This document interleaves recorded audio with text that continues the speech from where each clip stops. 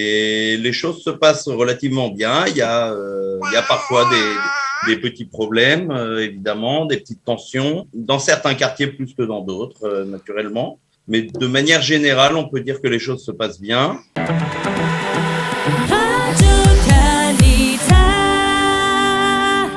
Il y a tout juste un an, Israël était confronté à un conflit militaire avec le Hamas dans la bande de Gaza et parallèlement à des émeutes au cœur d'Israël. 5 citoyens israéliens sont tués dans des villes mixtes, judéo-arabes, 3 juifs et 2 arabes, et des centaines de personnes sont blessées dans ces violences urbaines inédites. Un an après, la cohabitation dans cette ville est-elle revenue à la normale? Pour en parler ce matin, je reçois Elisha Touati qui vit à Ramla, dans le centre du pays, une ville où vivent plus de 75 000 habitants, dont environ 30% d'Arabes musulmans et chrétiens. Bonjour Elisha. Bonjour. Alors vous vivez à Ramla depuis combien de temps? Et parlez-nous déjà de la vie quotidienne dans cette petite ville. On sait Ramla, c'est proche de Lod, mais on n'en sait pas beaucoup plus. Alors racontez-nous un peu Ramla. Alors, on vit à Ramla depuis 14 ans. En gros, ça dépend des quartiers. La cohabitation avec les Arabes musulmans dépend beaucoup des quartiers. Il y a des quartiers avec plus de musulmans, d'autres avec moins, etc. Je vais quand même vous corriger. À Lod, il y a 30% d'Arabes musulmans. À Ramla, il y a environ 25%. Ça peut sembler pas signifiant, mais ça l'est. On sent au quotidien la différence. Et voilà, à part ça, il y a dans certains quartiers, il y a des tensions tout le temps, au quotidien, mais qui datent de bien avant l'année dernière et qui continuent jusqu'à présent.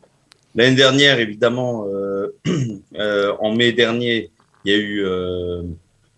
y a eu une explosion et beaucoup plus de problèmes, des voitures brûlées, des explosifs envoyés vers des maisons de juifs, etc. Cette année, ça s'est passé calmement. Alors justement, l'année dernière, à Ramla, parce qu'on a beaucoup parlé d'autres villes, à Ramla, il y a eu un incident assez grave. Un de vos voisins a été tué par des Arabes. Il y a un attentat qui n'a pas été reconnu comme tel. Vous aviez à l'époque manifesté. Qu'est-ce qu'il en est de cette histoire? Est-ce que vous pouvez nous rappeler cette histoire? Alors, je suppose que vous parlez d'Estao, List, qui a été effectivement tué. En fait, juste après les grosses émeutes, et jusqu'à présent, la lumière n'a pas été faite sur cette affaire. On est en contact avec sa famille, mais je ne sais pas, les choses n'avancent pas tellement. Ils ont essayé de faire bouger les politiciens, la mairie, etc. Mais le dossier traîne à la police. Alors, les personnes qui étaient mêlées à cette affaire ont été arrêtées et relâchées. Les caméras de surveillance, parce que c'est juste à côté d'un canyon avec des caméras de partout, n'ont même pas été relevées, etc. Comment vous voyez l'avenir? Déjà, vous avez choisi de vivre à Ramla, qui est une ville. Vous allez peut-être nous expliquer le choix de s'installer à Ramla, qui n'est pas une ville où il y a beaucoup de francophones. Quel est l'avenir de cette ville, qui est une ville finalement assez pauvre? Pourquoi vous avez choisi d'y vivre? Bon, nous avons choisi de vivre à Ramla pour se mêler à la population locale et agir, essayer de renforcer certains sujets comme l'étude de la Torah ou l'entraide sociale, etc. Depuis qu'on habite ici, il y a eu beaucoup de changements à Ramla et il y en aura encore pas mal apparemment. Il y a beaucoup de nouvelles constructions. Vu qu'on est près de Tel Aviv, mais que les prix de l'immobilier sont moindres, il y a pas mal de jeunes qui viennent habiter dans le coin. Alors, pas tous à Ramla, certains à Be'er Yaakov, d'autres à Lod, etc. mais enfin, en gros, dans le coin. Et ça ne s'arrête pas, continue à construire sans arrêt. Il y a des jeunes familles qui viennent de ce qu'on appelle du Merkaz, qui viennent habiter ici plutôt que plus proche de Tel Aviv où ça coûte plus cher. Il y a la ville est bien desservie, y compris au niveau des routes, au niveau des autobus, des trains, etc. Et maintenant, la semaine dernière, il y a des stations de métro qui ont été approuvées par le gouvernement et qui vont être construites pour arriver jusqu'à Tel Aviv.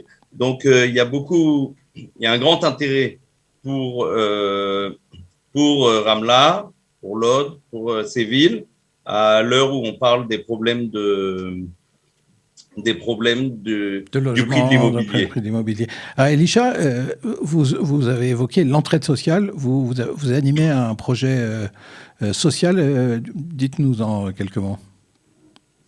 Alors, ouais, il y a plusieurs activités sociales qui sont dirigées ici. Personnellement, je participe à deux activités comme ça. L'une qui existe depuis 2010. On distribue des cartons de nourriture à des familles nécessiteuses avant les fêtes, 5 fois par an, depuis 2010, de façon discontinue. On se prépare là pour Shavuot d'ailleurs. En 2016, on a ouvert une autre activité qui existait à Lod depuis quelques années déjà, qui s'appelle Shulchanot Shabbat, les tables de Shabbat, où tous les Shabbats, on fait un repas avec des personnes.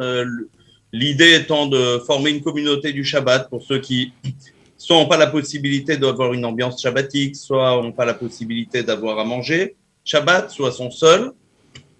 Et donc, tous les Shabbats, depuis 5 ans et demi, on fait cette activité. Il y a tous les Shabbats un repas shabbatique avec une bonne ambiance, de la nourriture, de la bonne nourriture, etc.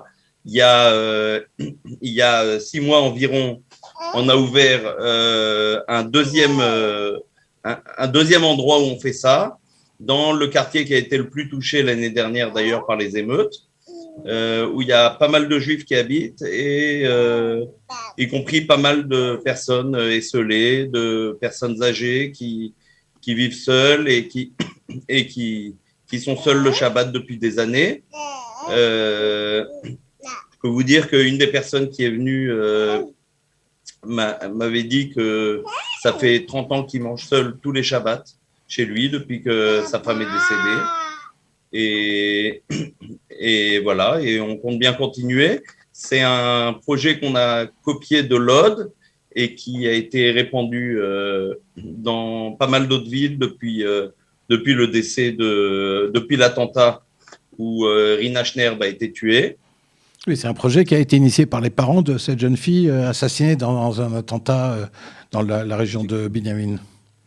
Effectivement, par les parents de Rina Schnerb et quelques autres amis à Lod. Voilà, ils nous ont aidés au début et puis depuis ça continue sans dire. Pour revenir à une dernière question, parce que je vois que votre petit voudrait faire d'autres choses que parler à la radio.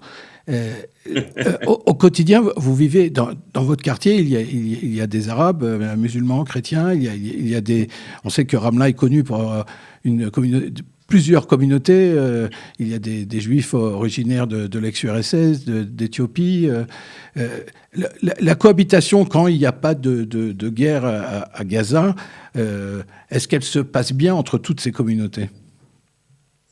Alors, à Ramla, il y a pas mal de communautés, d'abord des communautés juives d'un peu partout, d'Inde, d'Irak, d'Ukraine, d'un peu partout.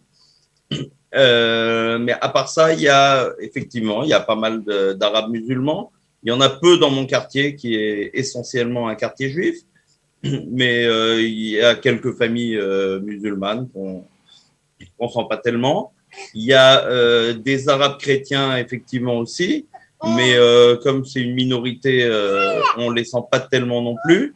Ce qui est intéressant, c'est qu'à la mairie, le maire de la ville qui est du Likoud, Michael Vidal, a formé justement une coalition avec les partis arabes de la ville et sans les sionistes religieux qui se sont opposés à lui au début. Le contraire de la coalition gouvernementale actuelle, finalement. Voilà, par exemple. Et les choses se passent relativement bien. Il y a parfois des petits problèmes, évidemment, des petites tensions, dans certains quartiers plus que dans d'autres, naturellement. Mais de manière générale, on peut dire que les choses se passent bien. Vous êtes Elisha, un observateur attentif de la société israélienne, et vous êtes là depuis plus de 20 ans, je pense, en Israël. Est-ce que vous êtes optimiste justement pour la cohabitation de manière générale avec les Arabes ? On a vu ces dernières années l'entrée pour la première fois dans la coalition d'un parti arabe, le parti de Mansour Abbas, Ram. Vous avez vécu ça donc l'année dernière, surtout avec vos voisins de l'Aude que vous connaissez bien. Est-ce que vous êtes optimiste pour l'avenir ? Bon, je suis un bien piètre prophète et commentateur politique, mais de manière générale, j'ai l'impression que le fait que les politiciens arabes se sentent obligés d'entrer vraiment dans la coalition et de participer vraiment à la vie du pays, j'ai l'impression que c'est un bon signe. Et j'espère que ça va évoluer dans le bon sens et que il y aura de moins en moins de communautés qui se sentiront exclues de la gestion du pays général. Eh ben, on peut le souhaiter pour Ramla et pour l'ensemble du pays. Merci beaucoup, Elisha Touati de Ramla. Merci à vous.